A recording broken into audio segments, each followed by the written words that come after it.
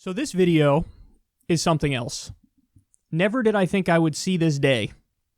Pat Robertson has turned on Donald Trump.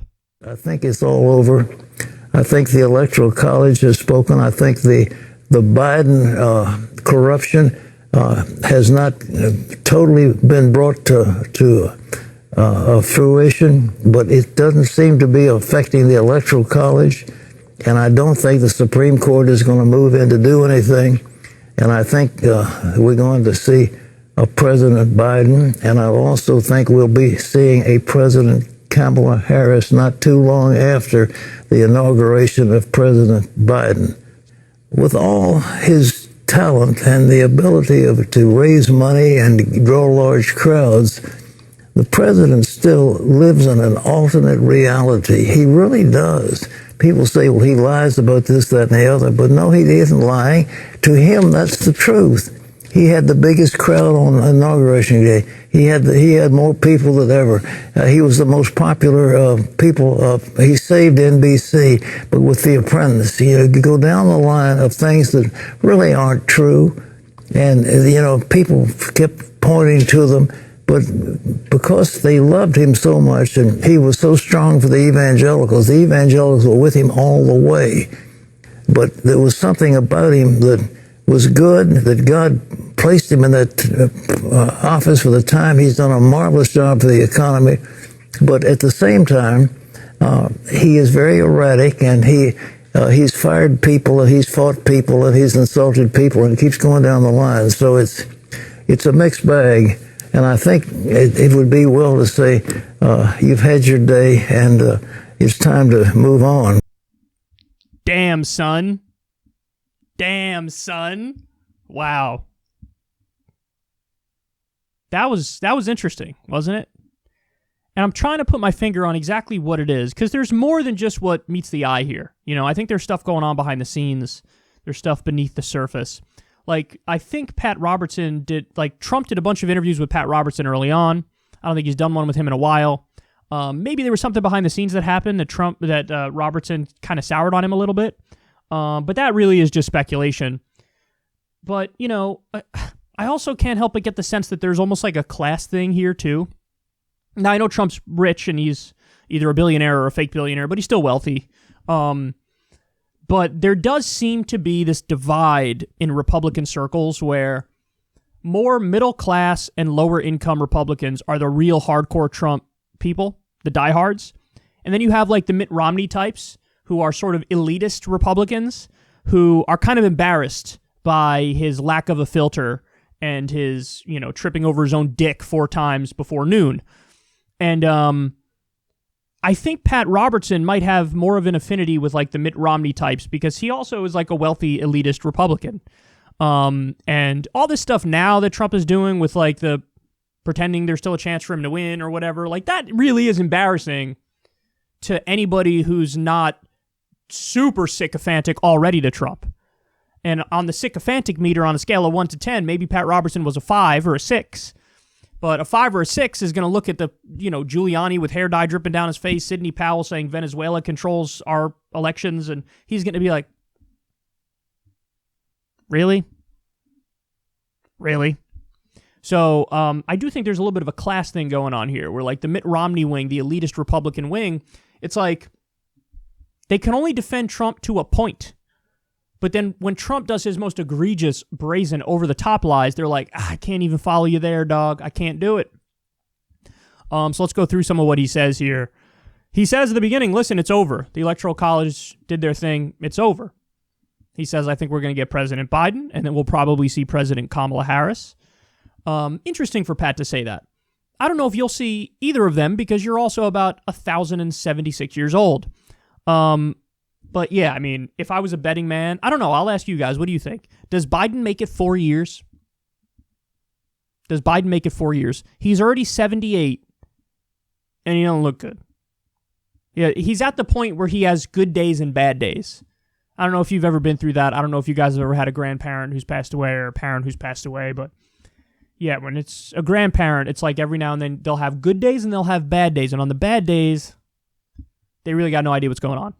And Biden's kind of at that point right now, isn't he? So I don't know. Is he going to last 4 years? It could just be that mentally he's declining, but physically he's actually still there fine, because he looks like he's in shape even though he's 1,000 years old.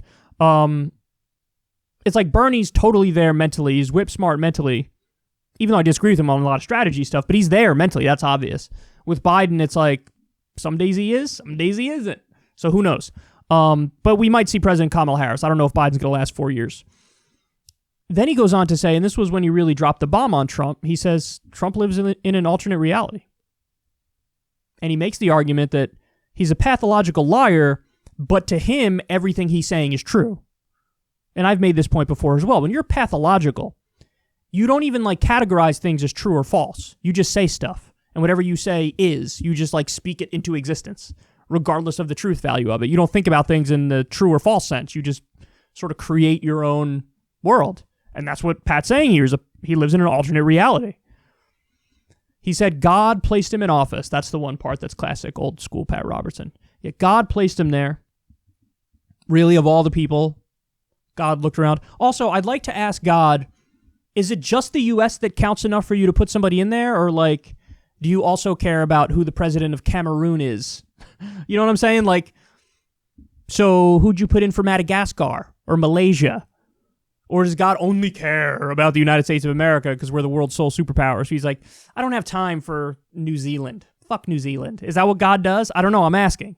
But presumably Pat would know because he hears voices in his head all the time that he thinks are God. So he says God placed him in office. No, he didn't. And then he said he's done a wonderful job on the economy. Even amidst a more broadly correct rant, he has to mess plenty of things up. Yeah, no, Pat. I say to Pat the same thing I've said to every conservative who's made this argument, which is, do you think Trump gets a mulligan because of COVID? Because he doesn't. That still counts. It's like saying to Obama, do you think Obama gets a mulligan because he inherited the subprime mortgage crisis and the Great Recession? No. It's still on him to do something about that because now he's president when everything's going in the wrong direction. Okay, fix it. What are you going to do? It's like Trump didn't do nearly enough to effectively fight COVID, and then COVID takes over, tanks the economy. They fully socialize the stock market. The economy still, we're effectively in a Great Depression. That's why I see these long food lines and whatnot. And he's like, oh, I did a wonderful job with the economy. This is what Trump does. He's like, until the China virus, we were doing wonderful. Okay, but that counts. You don't get to just write off the past 9 months because, hey, man, something bad happened. Right. Did George W. Bush get to write off 9/11? No, before 9/11, we were doing great. No, that counts. That counts, man. It counts. It's like a childish way of thinking. He was doing a wonderful job with the economy before he wasn't. And by the way, remember from the Bob Woodward tapes, Trump knew. Trump was like, this thing is a lot more contagious than the flu. It's airborne, and it's way more deadly. It's worse than even your more strenuous flus. He was saying that to Bob Woodward behind the scene in February, and publicly, for months after, he was like, it's just like the flu, no big deal. He killed a plan that the post office already had in motion of mailing every American masks. Let that one sink in, bitch. That's crazy. He did that. And so now to say, oh, the economy's doing well. No, it's not. We have over 315,000 Americans dead from this virus, and the economy's in shambles. Over 50% of small businesses are fucked, son. Anyway, and then Pat goes on to say, well, he's very erratic and he fired people. I love how, that's the thing that elitist snobs like Pat Robertson point to. He's very erratic. You know what that means? He tweets a lot. That's what that means. Yeah, the one good thing about him that I find hilarious is he tweets oh my God, he's very erratic. And he fired a lot of people. Literally the last thing on the list of things that I care about with Trump. Oh, there was a high turnover rate in his administration. Whoop-de-doo. I care about what he's actually doing, what his policies are, and his policies are abysmal. So that's all I need. All we need to do is talk about that alone. But anyway, there you have it. You know what this shows? It shows that when there's even a split among prominent conservatives as to the future of Trump, that's not a good sign for Trump. It's really not. It's really not. Because he can't control the narrative as much as he'd like to. And but I still think that his most successful play post-presidency is Trump TV. I think he should try to buy One American News Network and Newsmax, combine them, do Trump TV, and see what happens. Because honestly, I also believe this from a selfish perspective, because that would be tremendous content for my show.